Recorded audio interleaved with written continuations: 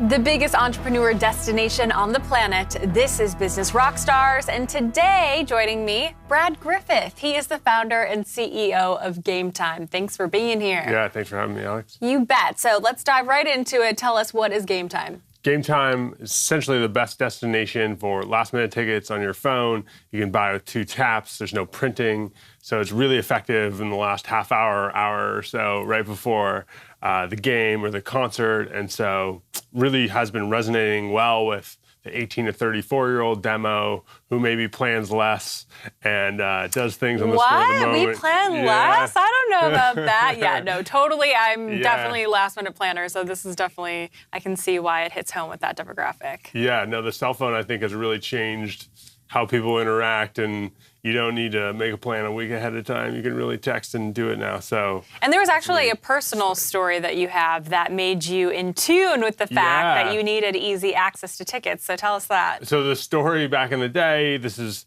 let's call it 2012, NLCS. My brother and I were trying to go to the game last minute, bought on a mobile app that shall remain nameless, and said mobile app was like, hey, you got to print these tickets.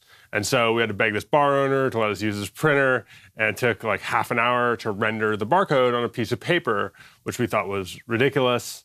And once we got in there, we had missed Tony Bennett singing the national anthem. What? Yes, and the first inning.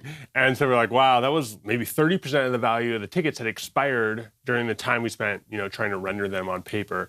And so we thought we could solve that problem for everyone in that stadium and all the stadiums worldwide. So we thought it was a pretty big opportunity to return maybe 30% of the value of the market to the fans and really create a lot of value that way. It should be easy, right? It should be really easy to have your ticket right on your phone. You're good to go. You don't have to worry last minute if you're a last minute person. Yeah, no, it's so true. And I think a lot of the companies that do traditionally well in this space were born for the web, and that's a very different use case, right? There's no camera, there's no easy access to SMS, right? You build with a different sort of user experience in mind, which is a lot of screen real estate and a keyboard and all the rest of it, right? And so we built with really the use case that you're talking about in mind, which is this sort of like last minute, only have this like couple minutes to go type situation. So right now you're sports only. Are you only one sport only? No, so we have concerts too. You do? You should check those out. Yeah.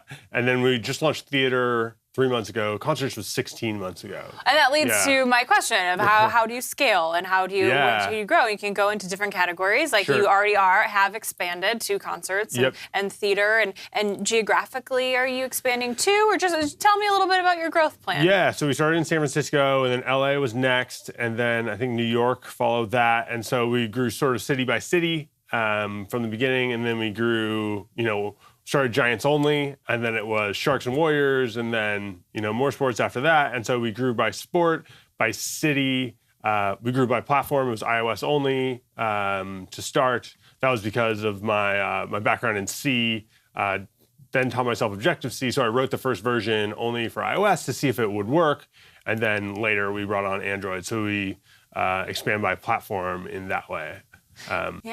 So let's go back to the very beginning. When was it that you had this idea?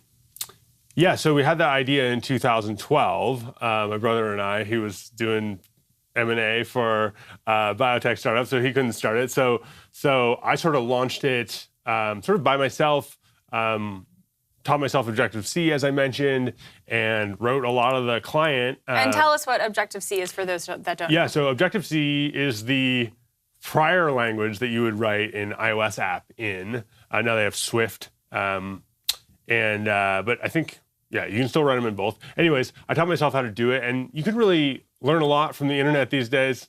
There's a bunch of classes on Coursera, and you can teach yourself that way if you didn't learn it in school. And so I think it's very empowering and helpful for I think the founder to learn how to build the first version, because even if they're not sort of building it, a couple years out, they can at least have the conversation with the engineers or whoever else is building it in a way that makes sense. And then those engineers will go faster and have a better dialogue with you. So awesome. Well, we're going to talk more about your entrepreneurship journey when we come back in just a little bit. We are the biggest entrepreneur destination on the planet. This is Business Rockstars. The biggest entrepreneur destination on the planet. This is Business Rockstars, and we're continuing our conversation with Brad Griffith, founder and CEO of Gametime. There's often this question for aspiring entrepreneurs whether they need a lot of work experience working for somebody else first, or if they can just dive into entrepreneurship.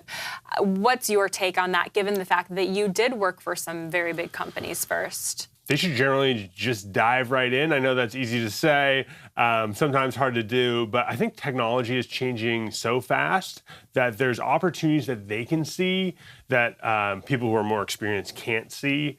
Maybe Snapchat is a good example of this, right? Like that use case, and who knows what the actual use case was back in the day, but that use case was not something that like a 45-year-old or whoever would have come up with, right? So I feel like, the people who are right out of school have an experience with technology that some people who are more experienced don't. So I guess point of caution, like they're not all going to work out the way that some of these have. Have right? a backup plan. Yeah, totally. But I think it's a really, if you have a good idea and the idea resonates, it's definitely worth going for. Okay, so let's go back to when you first launched your site and your app. It obviously is one thing to have an idea, another thing to execute it. Yep. So tell me about those first steps to actually making it a reality. Yeah, so wanted to write a V1 that I thought would resonate, and so wrote it just for the San Francisco Giants, and it was just Giants Tickets app. And what we wanted to do is get signal that people loved it before going broad, because going broad with a mediocre product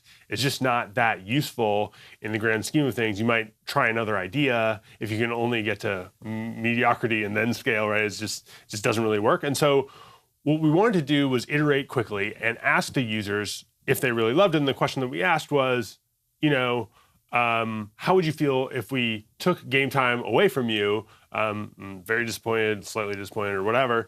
And we need 40% or more to say very disappointed. And so once we got that signal, then we started, when we would survey every couple weeks, then we started to grow into other teams and other cities. And so we try to keep this bar really high for doing the growth stuff that we knew we could do eventually. I think a lot of people start, hey, we're going to put this in every city, and then iterate on the product, where that part A is less hard to do than the part B in that order. Yeah, it's interesting what you said about how you really wanted to come up with a quality app right away, because a lot of times people will say come up with a minimum viable product, but that doesn't mean that it should be a bad version, right? Can you speak to that? Yeah, no, definitely. I think viable is the key word of those three. And for us, the viable was, hey, 40% or more have to say they're very disappointed without it. I guess we did come up with a couple versions that weren't viable. And so we sort of took that approach, which is like come up with something new, different, focused on a new platform, which mobile was at that time, and really think about what the use case was and how you could empower a different type of user to use that product. So yeah, we took that approach, and I think it worked. You just have to have a high bar for expansion, in my impression. Yeah. A lot of the entrepreneurs I interview have co-founders and swear by having co-founders just to have the support and having complementary strengths. You are the sole founder, correct? Yeah, that's right. So what has that been like, and would you recommend it? Yeah. So I think the trade-off is, again, speed versus support, if you will. So if you're the only one calling the shots at the beginning, there's no arguments about what the shots are going to be, right? And so we went really fast in that direction that I guess I chose back in the day. And then since then, we've brought on a ton of really good people. That do have those complementary strengths? Sure, definitely. And so I definitely don't feel like, solo anymore in that respect. So yeah, you're trading speed versus support network, and I didn't think I needed the support network that much. Would you say that you're pretty well-rounded as an entrepreneur? I would imagine that that's probably pretty crucial too, because you'd have to be a strong leader and have knowledge in all aspects of your business, if nothing else, to delegate. Yeah, I think so. Certainly had some engineering background and some product background that I could use, and then business school was helpful for that side of the equation. And so yeah, I think that is key if you're going to go solo at the beginning. You got to know how to sort of do it all, I think. Yeah, I think that's fair. Yeah. Well, we have time for one quick question, and that is just what is your number one piece of advice for aspiring and new entrepreneurs? Yeah, teach yourself enough about the business to be able to deliver that V1.